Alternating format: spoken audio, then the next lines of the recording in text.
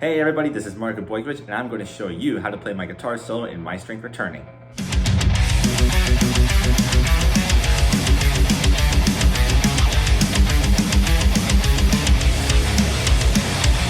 So I call this solo my personal favorite guitar solo that I ever wrote because it encompasses a lot of techniques such as sliding, tapping, picking, legato, squealing, and accenting during a picking pattern. I'm going to go over all these techniques as I go about the lesson. I divided this solo up into 4 sections, so we will go over them individually and I'll explain everything that's going on.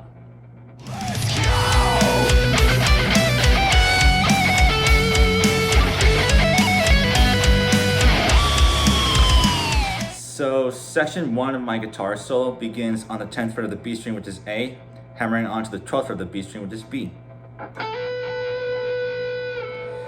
And then what I do here is I play those 2 same notes, but this time I palm mute them.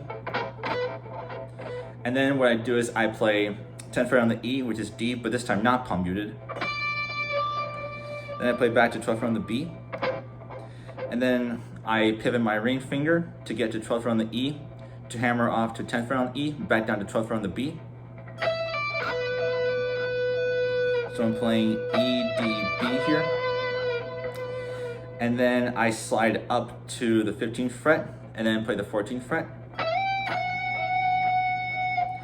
Then I play those 2 same notes, but I skip down to the 14th fret on the G, which is A. And then on the high B and high E strings, I am playing 12 and 14. Now here, I tap on the 19th fret on the high E, pull off, but I don't tap when I get to the high B. I said play 14 and 12. And then what I do is I flick off the string and I let it ring, and then I catch a harmonic on the 12th fret. And then I do a high pitched squeal on the 9th fret.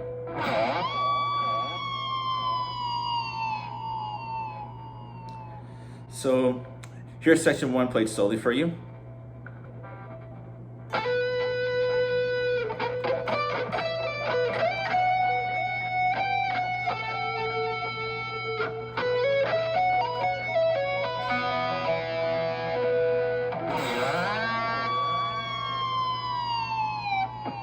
That harmonic sounded kind of cool.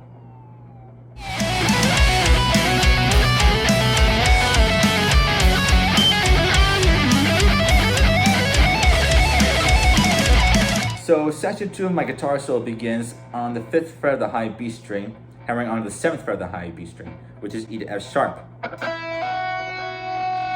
I do the same thing up on the high E to make A to B. And then I slide it to the 9th fret on the high E. And then what I'm doing here is I'm playing power chords on the high E and high B strings. This idea was influenced by the solo from Under a Glass Moon by Dream Theater. So that being said, the high E will be 2 frets higher than the high B.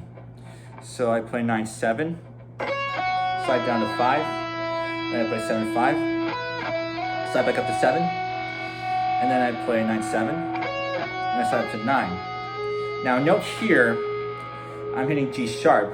This indicates that we are in the key of B Dorian and not B minor. So you're not hitting G here, you're hitting G sharp. And then you play 10, 9, slide up to 10, then you play 12, 10 twice. You slide up to 12 and play 14, 12. Slide down to 10 and then 12, 10. Slide down to 9 and then 10, 9. Slide down to 7 and then 9, 7. And then when you slide up to 10, you hit a pinch harmonic and pull off to the 9th fret. And then you go down to 11, 9, 11 on the G string, which are F sharp, E to F sharp. Then you slide up to G. This now indicates that we have returned to the key of B minor. And then what you're doing is you're doing a descending legato run on the G and D strings. So you're going 12, 11, and 9 on both of the strings. And then you do ascending legato, those same frets on the D and G strings. And then you skip to the high E string and play 10th fret on the high E and then 12, 14 on the high E. And then you do the same thing on the high B. And then you do a similar kind of pattern on 12, 14, and 15 on the high E. Repeat on the high B. Now here you're going back and forth between the 14th and 17th frets on the high E and high B strings, ending on the 17th fret of the high B.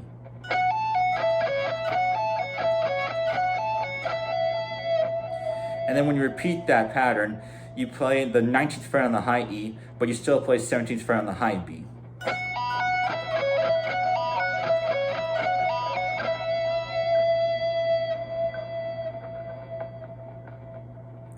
So that is section 2 of my guitar solo. Here's the whole thing slowed down.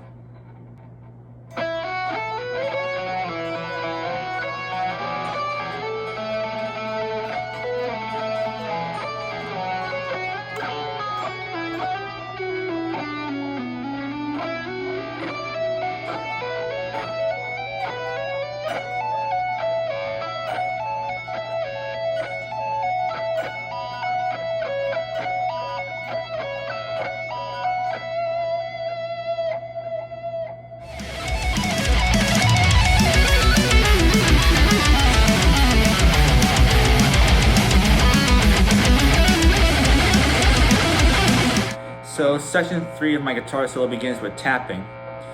I start by tapping with one finger on my right hand and pulling off using 2 fingers with my left hand. So my right hand is going to tap the 21st fret on the high E, and it's going to pull off to the 19th, 17th, and 14th frets of the high E.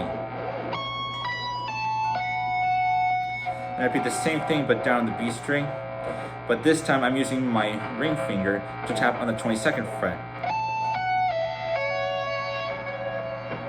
And then for the next 2 strings, I am tapping with 2 fingers per hand.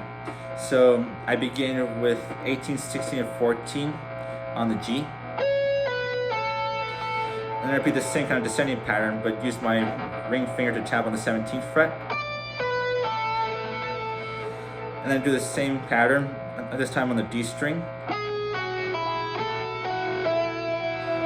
And then I move down 2 frets to do the same pattern.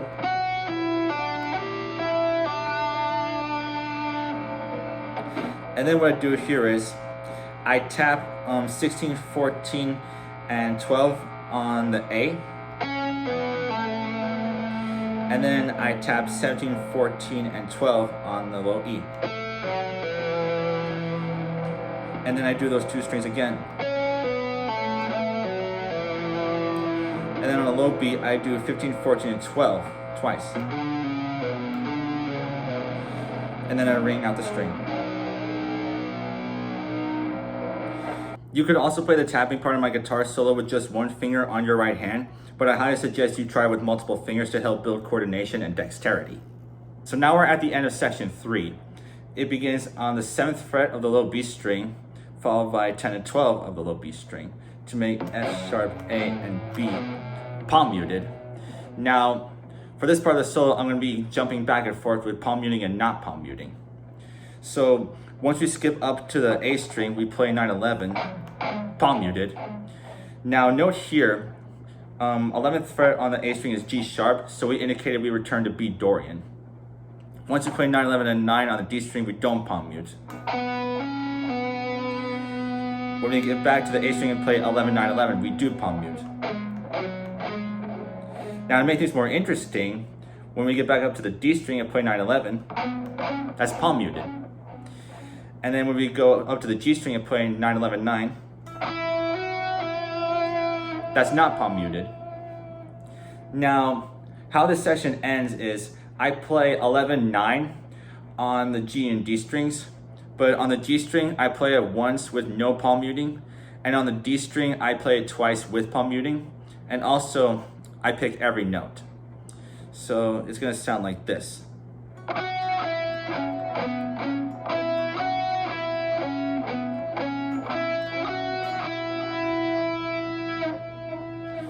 And then I do the same thing, but instead of playing it on the 11th fret, I play it on the 12th fret. And because I'm playing G right here, this indicates that we return to B minor. It sounds like this.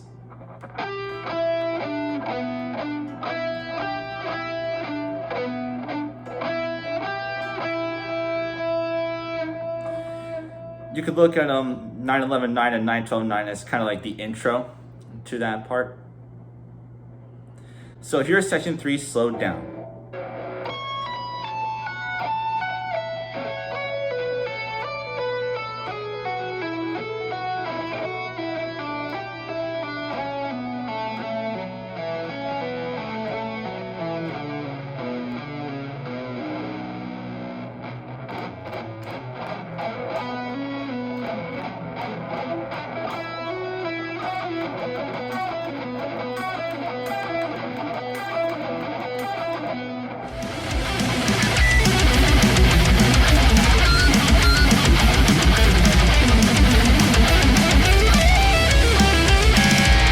Section 4 of my solo is, in my opinion, its hardest part because it's very fast and there's a lot of alternate picking going on, but there are notes that have to be accented at certain rhythms to help give it its groove. I call this part the salsa section, and you're gonna see why. So this section of the solo begins on the 12th fret of the B string squealed and pulled off to the 11th and 10th frets, then swept down to the 11th fret on the G and 12th fret on the D.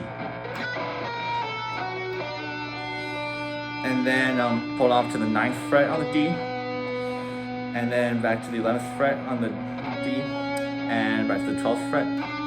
Accented, this is one of our accents here. And then 11 and 9 palm muted. And then the same frets played on the A string.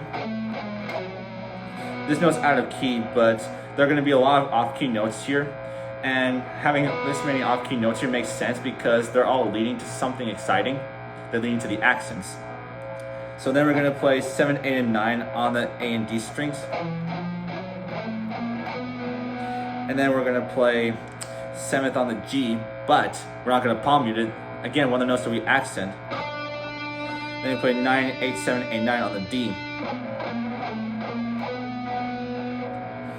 And then to give it some extra spice, we're going to hop off to the 6th fret, and we're going to hammer on a pull off the 7th fret, back to the 6th fret. But when we get to the 6th fret, we're going to make it squeal. And then we're going to go down to the D string and play 9, 7, and 9. This part is played twice.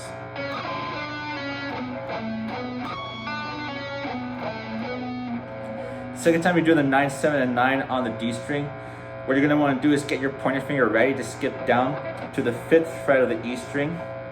And then we're going to do a little mini A major scale run. We're going to accent the A right here, 7th fret on the D string, and then play 9, 8, 7, 8, 9 on the A string. And then we're going to skip over to the G string and play on the 7th fret, which is D. And then we're going to play 9, 8, 7, 8, 9. This part is played 3 times.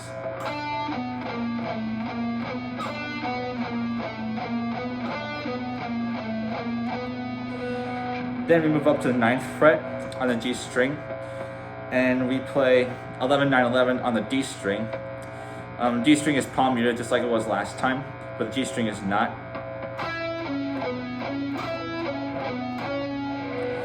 Then we move up to the 11th fret on the G string, and then we hammer on to the 12th and 14th frets. We skip up to the E string and play 10, 12, 14, all legato by the way. Then we slide up to the 15th fret and do a little mini C sharp diminished arpeggio. Then we play 12th fret on the G and slide up to the 14 and play this chord.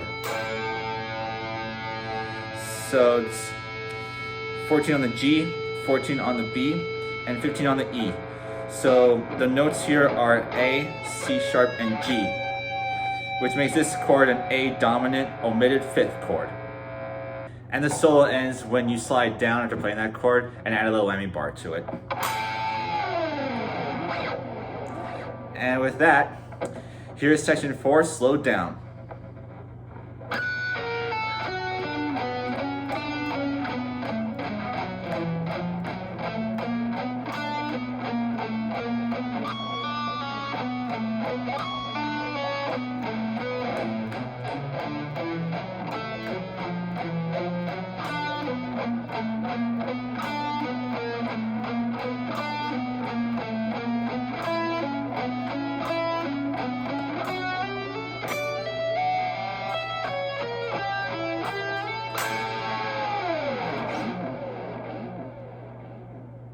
Now that we've covered section 4, I'm sure you see why I call it the salsa part. All the accents I do add a little kick to it. We've covered all 4 sections, so here's the solo at full speed with the music.